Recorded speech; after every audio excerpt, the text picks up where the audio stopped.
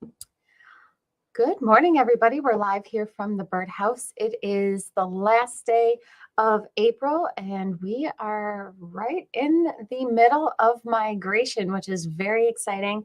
Every day, we're getting more and more reports of different things coming through the area and into people's yards. So, with every day, we should have more and new and different reports of birds and even other animals, which we'll see in the broadcast today, coming through into people's yards. So, as always, we love to know what kinds of things you're seeing or hearing. You can put those in the comments.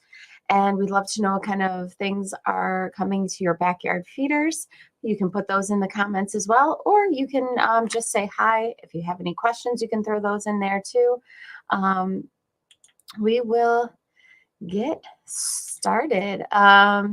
The Orioles, which is probably the biggest news here. The Orioles are definitely arriving. We're getting reports of Orioles coming back into people's yards.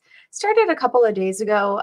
We started to get quite a few reports yesterday, even more, and today even more reports of Orioles coming back into people's yards. So if you haven't gotten any yet, don't be discouraged. It could still take another week or more for them to all flow into the area, but they are definitely here, and they are coming into backyards, coming to feeders. So make sure your feeders are full of jelly. You've got your oranges out. You've got your nectar all made, because Orioles are definitely here. I should mention too, if you haven't tried it yet, there is a smartphone app called Merlin that's completely free.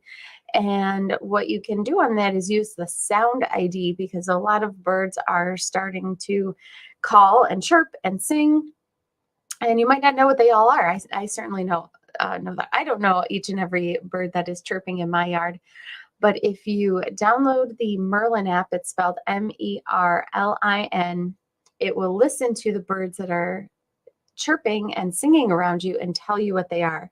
So now, especially if you've never tried it before, I would highly recommend it, because especially as we are in migration season, you might have things that are rolling through your backyard that you never even knew you had. So really, really fun. And it's a great way to distinguish what you do have around you in your backyards, or if you're out hiking or what have you. It's a really, really great tool.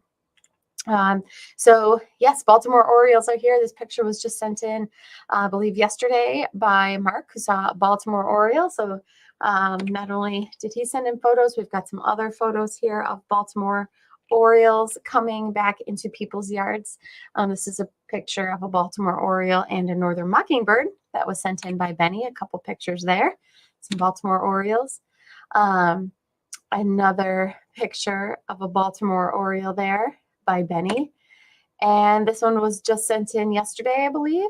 Orioles have arrived. First sighting 428 in the Oak Hill area by Elizabeth P. And it seems like that's the day we started to really start to get the reports, which was Sunday. So today being Tuesday, we have been already getting different reports on Orioles, hummingbirds, grosbeaks. This is from a week or two ago. Oriole there with a cardinal, another Oriole. So the Orioles are definitely rolling in. Every day, I'm sure we'll get more and more reports of them coming into different people's backyards and feeders. So if you need the jelly, we have 3 different types of jelly now. We've got the birdberry jelly, which we've had for years, in the squeezy bottle. We also now have it in glass jars, which some people prefer. So we've got grape jelly and a mixed berry jelly that are both in jars here at the birdhouse for you. If you do go through a lot of jelly, we also do have the case specials, where if you buy a case of 12, you do get one for free. So we have that going on too. So if you go through a lot of jelly, you can definitely buy in bulk here. Also, we have the nectar. We've got the ready-to-use nectar. We have the powders that you just add water to mix it up. I like this ready-to-use Oriole nectar by the Sweet Nectar or Sweet Seed Company. Not only is it super simple, you can just pour it right into the feeder, but this is also citrus infused, which the Orioles seem to like. They seem to like the nectar, especially early in the season when they're first rolling in. So we have all that here for you in stock. And then also late last week, we started hearing reports of hummingbirds coming back into the area. Uh, More reports of them this morning as well. So they're starting to filter in. So over the next week or so, we'll start to hear more and more reports of not only the orioles, but hummingbirds coming back too. So hummingbirds are attracted to the color red. So having a bright red feeder can help. You can make your own nectar using sugar and water. The recipe is 1 part sugar to 4 parts water. Just boil up that water, mix in the sugar. You don't need any dyes or anything like that in your nectar. And let the hummingbirds come to you. Let them find it. So hummingbirds definitely coming back into the area too. So it's a really exciting time. You might start to see lots of insects buzzing around, like your mason bees. If you've got your mason bee house out, you'll probably be seeing the mason bees buzzing around. A lot of people have been reporting their mason bees. I haven't had very good luck yet this year with my mason bees for some reason, but I've got all my houses out, and some of them have emerged. So it's an exciting time. And then there's other insects out there as well, like the butterflies. There's been reports, quite a few reports of the red admiral butterflies, and this photo was sent in by Karen, who says had some red admirals flying around the house today. Not sure I've seen one before. And I've seen quite a few out there already this season, so it might be a good season for the red admiral butterflies. They are a migratory butterfly, and you can find them in your backyards. They have very erratic flight. So if you see some kind of a butterfly and it's flying kind of wildly, their wings flap super fast, that's going to be a red admiral. They can be really, really fast flying through the garden. But if you are lucky enough to see them when they stop to nectar on some plants, you might be able to see their bright red stripes on their wings, which are quite beautiful. So red admirals are out there. I snapped this picture of a mourning cloak just on my cell phone a couple weeks ago when I was out at the Brickyard Trail. And mourning cloaks are one of the first butterflies we see in the spring because they do hibernate as adults. So they hibernate in that butterfly stage, whereas a lot of butterflies we have here do not do that. So they're one of the first to emerge in the spring. When it's nice and warm out, they'll start flying around. So there's mourning cloak butterflies out there. And I started to see some cabbage white butterflies too over the weekend flying around the garden. So that's always an exciting time of the year when all of the insects start coming out. That's when you know the migratory birds are right behind them, because that is a good food source for them. Speaking of the migratory birds, let's get back to them. Rose-breasted grosbeaks. This morning, we've already heard several reports of rose-breasted grosbeaks at people's feeders. So definitely keep your eyes out for them. The males are black and white with that beautiful bright red patch on their breast. And this is the female here in this picture in the foreground. She looks like almost like a big sparrow, but she's got that really big beak. So they've got that nice big bill. Just like the cardinals, they're in that same family as the cardinal, and they'll come to the same types of feeders that the cardinals will. So anything with a lot of perching room, anything with black oil sunflower or safflower, those are fabulous for rose-breasted grosbeaks. Here's another picture of the male. So I know a few of you are already seeing rose-breasted grosbeaks. If you can snap a picture, absolutely send it in. We would love to share it. I put out a bunch of safflower seed in my backyard because historically, that is what the rose-breasted grosbeaks have been eating. And I like it because the birds like the sparrows don't decimate it as fast as they do the other food. So far, I haven't seen any rose-breasted grosbeaks, but I've had a ton of house finches. I must have had 10 house finches out there this morning on my safflower seed this morning before I left for work. So house finches absolutely love the safflower. So do the cardinals. And so do the grosbeaks. So you'll start to see some of them flowing back into the area. I had my first white-crowned sparrows of the season underneath my feeders yesterday. I had 2 of them, which is pretty exciting. So look under your feeders for these guys especially. They don't necessarily perch on the feeders all that often, although they might, especially if you have a nice big tray feeder. But these guys tend to hop around on the ground feeding on the different seeds that are underneath the feeders. So this is the white-crowned sparrow. And then I've also been hearing white-throated sparrow. So keep an eye out for them underneath your feeders as well. So white-crowned, and then white-throated. The white-crowned are a larger bird, and they don't have that white patch underneath their chin like the white-throated sparrow does. So a couple different sparrows to be on the lookout for. Same as eastern towhee. This is another type of sparrow you might see underneath your feeders, especially. They will feed off the scraps on the ground as well. So some different sparrow activity. We're getting lots of reports about bluebirds laying their eggs. A lot of them are incubating their eggs right now. They're sitting on full clutches of eggs. So over the next couple of weeks, we'll start to hear reports about those eggs hatching and about the nestlings inside coming to get things like mealworms at feeders, which is really fun. Bluebirds are in that thrush family, same family as robins, and you might start to see other types of thrush around, especially if you're out hiking in the woods. You might see things like wood thrush and veery, or this bird is called a hermit thrush. You might even get one of these in your backyard. Not a typical backyard bird, but they are around, especially during migration time. Like I said, you never know what's going to be flowing through your backyard. The hermit thrush have a speckly breast, and they have a reddish colored tail. That's a really good way to identify them. So some other types of birds that are coming in. Yellow-bellied sapsucker, we talked about them a bit on Saturday. That's a migratory woodpecker that flows through the area. Mark sent in these pictures of a yellow-bellied sapsucker that he happened across. And here's another photo of yellow-bellied sapsucker, and it's clinging onto the side of a tree where it's made its holes. So it makes these lines of small holes in the trees, and then it can drink the sap out of those holes that it makes. So another type of migrant that you might happen upon in your backyard.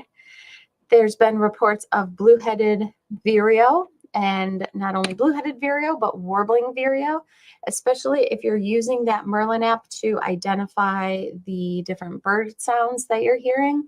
You will probably start to hear warbling vireo, Philadelphia vireo, possibly some red-eyed vireo as well. Warbling vireo are very prolific as far as their songs go. So I wouldn't be surprised if you were to go out today and use your Merlin ID app, you'll probably start to hear things like the warbling vireo pretty often. And warblers are rolling in. We talked about yellow-rumped warblers on Saturday, that there's been quite a few of them seen. And just this morning in my backyard, I heard my first yellow warbler singing. So the warblers are starting to flow in also. So it's a really exciting time of the year when all of these migrants start to come back.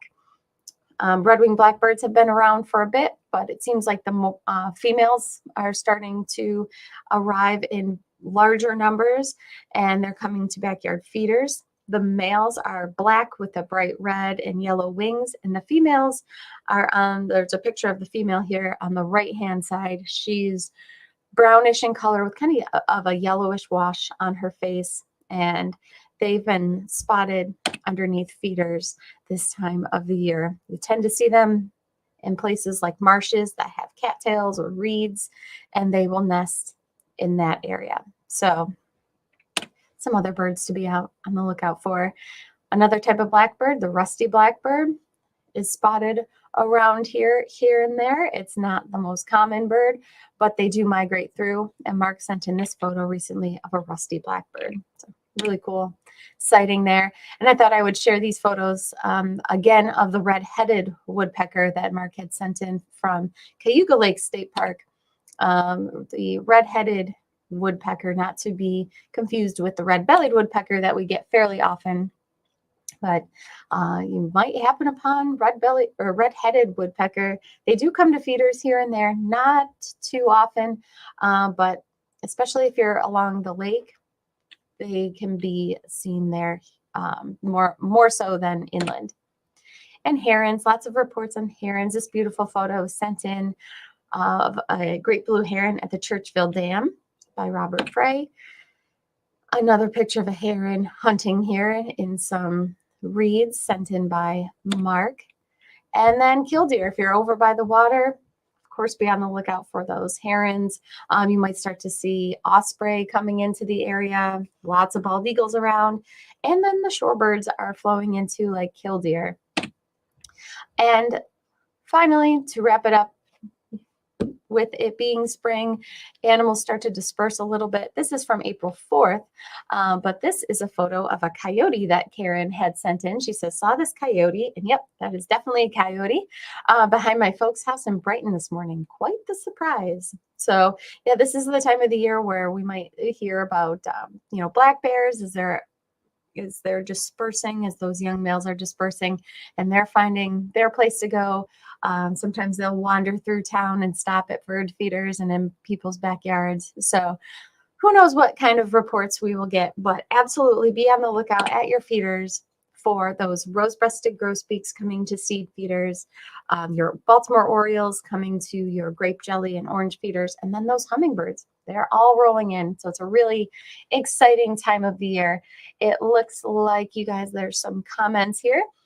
Carla says, I had a male Oriole in mid-Michigan yesterday. All right. So up in Michigan, Carla had a Oriole, which is really exciting. Dina says, good morning. Yay, the Orioles are at my feeders, males and females. I also have male and female rose-breasted grosbeaks. All right, so Dina has not only the Orioles, but she's got the rose-breasted grosbeaks as well. So really exciting time of the year. Couple of migrants there that are in her backyard. Margaret says Orioles are in my yard as well. So the Orioles are rolling into a lot of people's backyards. Seems like every morning we're getting more and more reports. And keep in mind too that these birds migrate overnight. So they're flying all night, and then in the early morning they'll stop, they'll kind of hunker down, they'll start to eat in order to refuel. So you want to make sure that your feeders are nice and full early in the morning so the birds can find them early on and refuel from all that migration that happens overnight. Lynn is on and says, good morning. This morning, Merlin picked up yellow-rumped warbler, ruby-crowned kinglet, cardinals, titmouse, red-bellied woodpecker, blue jays, and cedar waxwing. Quite the chorus. Yeah, so she has a good mix of birds there. Lots of reports of ruby-crowned kinglets have been around too. So right now, when you're seeing something small hopping around in the trees and bushes, it could be a warbler, could be one of those kinglets, especially ruby-crowned kinglet. Let's see, Ed is on and says, no Orioles yet, but we had a female rose-breasted grosbeak show up at the feeders. No males yet. Also had a female cowbird stop by at the feeders. A male and female pileated woodpecker are working the neighborhood. From all the drumming, I suspect they're building a nest nearby. Very fun. Yeah, actually, I had a female cowbird at my feeders yesterday too, which was pretty exciting. I haven't seen one of those at my feeders in a couple of years. Heidi's on. Hi, Liz. I'm from Indiana. The Orioles started to come back here at the house. I've seen 4 so far. 2 of them were orchard Orioles. I also saw a female grosbeak yesterday. So in Indiana, the migrants are flowing in as well. And Steel Monkey says, hi, Liz, I've been getting the yellow-throated vireo. So Steel Monkey has a different type of vireo. I showed you pictures of the blue-headed vireo and the warbling vireo. But Steel Monkey is getting the yellow-throated vireo. So really exciting time of the year. If you are in the Rochester area on Saturday, we are giving a talk in person about attracting Orioles and hummingbirds to your backyard. That is going to be at Whitehaven Park, which we've done a few classes there. So we've got that going on Saturday morning. Otherwise, definitely send in your photos. We love to see what kind of things you're seeing. Definitely give us your reports on what's coming into your backyard. We'll be back on Tuesday with another broadcast. And until then, have a great week. Keep those feeders full so you can see as many migrants as you can. And we will keep you updated with what is coming into the area. So have a great week, and we'll talk to you soon. Bye-bye.